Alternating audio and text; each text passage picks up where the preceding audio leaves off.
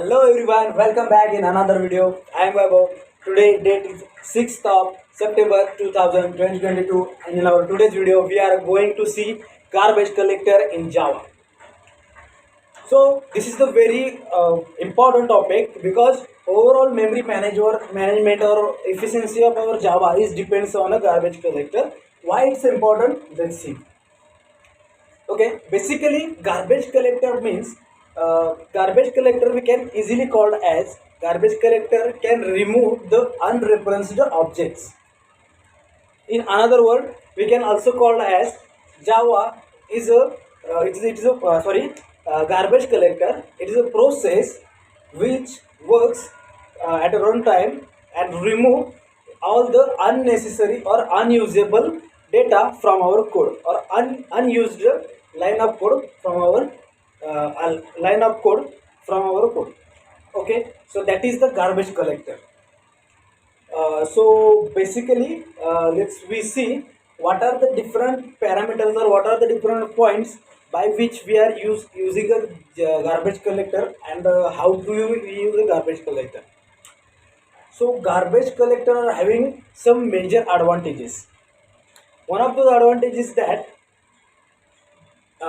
garbage collector can use for a memory efficiency. That means suppose when we are when we are writing any code, that time in that code we have to make a changes at many time. That time there is a probably chances that some code is in terms of junk. That means we are not using that code, but that code is present in our line is present in our code. So that's why that code consumes some memory or gets some memory. That's why the performance of code or performance of Java should be reduced or should be get minimized. So that's why we have to remove that junk or we have to remove that unusable code or unusable unreferenced object from our Java to improve the performance in Java.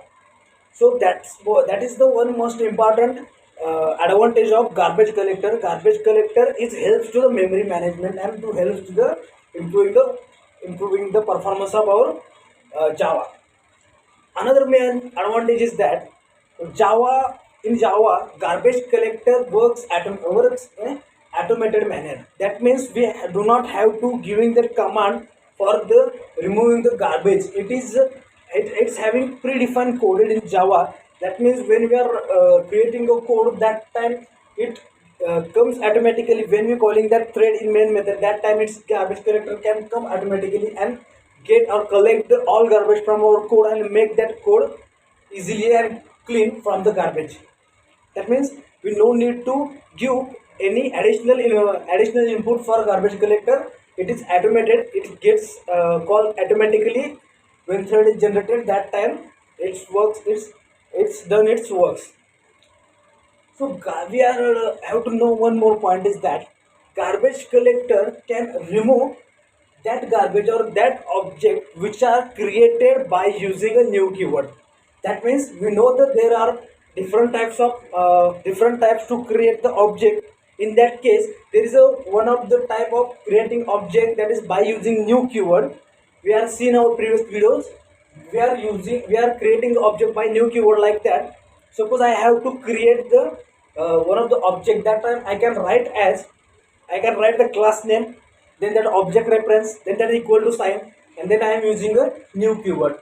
Suppose there is a student class, I can write and I have to create the object of S1. So that time I can write as student S1 is equal to new student and then parenthesis. So in that case we are using a new keyword. That means that by using a new keyword we are allocating some memory to that particular object of S1. That object will be stored in our heap memory and that our S1 reference can stored in our stack memory as we see in our previous videos. So garbage collector can works on those objects which are created by new keyword. That means they are having its different reference. If we are removing that reference or we are transferring that reference from that object, we are make that object as a null reference. That time Java That time garbage collector can collect that data or collect that unusable code and make that code make that code free from garbage. So basically we are having some methods to create to call the or we for create the removing that reference from the objects. So in that syntax, there is a we are write like as a student s1 is equal to new student and then parenthesis and then end of block. In that case, s1 is the reference for that object. That means that s1 can pointing toward that object which is stored in heap memory, but there is a that means is not we are storing that data in s1. S1 is the only reference which are pointing towards that data. That means when we call the s1, we get that directly data address. Okay, s1 only store the address of that data or that object. Okay, if we are removing that reference, that object will directly go to the garbage collector. So how can we remove that reference or create null that reference? Let's we see. We are removing there or eliminating that reference by using three methods. First one is that by creating null reference. Another type is that by giving the reference of that object to the another object as a reference. After that, third type is that by creating an anonymous. Okay, let's we see all those methods one by one. As we discussed, first one is that by creating a null. Okay, suppose in our same example we are creating a class of we are having a class of student and we are creating object of s1. So that time we write a student s1 is equal to new student. That time I can write giving that reference s1 to that student class and object. If I can write as that s1 is equal to null, that time that null value can be given to that particular reference. That means that reference get null, and null does not have any existence. That's why the garbage collector is called, and garbage collector can remove that whole object because they do not have any reference. That's why garbage collector can collect that object or remove that memory or free that memory. It destroy that memory. That is the one way. Another way is that by giving the reference to the another object. Suppose I am collecting a data of students. That time I am creating an array. So within that array, I am storing the data of 10 students. Array size is fixed. Suppose I am creating data of array for that data of that students, and I am store that 10 student data like s1, s2, s2 up to the s10. If I have to increase the size of that array because I get more students in that class, that's why I have to create that size of array. I am creating a new array of size 20. That time what I have to do, I have to transfer all those data from s1 first array to the second array. That time I am transferring all data from first array to second array. That time that first array is still existing in memory, but we are not, but that array is not in our use. That's why it's consumes some memory or space and reduce the performance of Java. That's why we have to remove that particular array. So how we can directly remove? We are transferring that reference of old array. Suppose that old array are having a reference as a is equal to our old array and b is equal to our new array. So that time we are directly remove that reference and giving to the new array. We can write as a is equal to b. That means we are giving that pointer of b array to the a array. That means now in this case our a reference can pointing towards the new array. That means we are remove the reference of our previous array or our old array. That's why garbage collector catch that point and it's collect that whole array and remove and destroy the memory which are allocated for that particular array and remove and make free space for the another and improve the performance of Java. Okay, that is the second method. After that, there is a one more third method is that by anonymous. In our previous video, Java having launched one more version. Java are launching their different versions. and they are having one important feature in Java, that is the lambda expression. We are discussing whole in our previous videos, lambda expression. So lambda expression, by using the lambda expression, we are reducing whole. We are eliminating the access modifiers, return types, and their references. All those things we are removing from that particular name, and we have only put that details in our method. Okay, suppose we are have a class, that is student class, that is student s1 is equal to new student. So for creating an anonymous, we are removing those data, like we are removing that first class name student. After that, we are removing that S1 reference. After that, we are removing that equal to sign. After that, we are removing that new keyword. And we only store that student and parenthesis. That means it is an anonymous. Anonymous means there is a not any name for that particular object. That means anonymous. By creating an anonymous, we are removing the reference of that particular object. That's why that our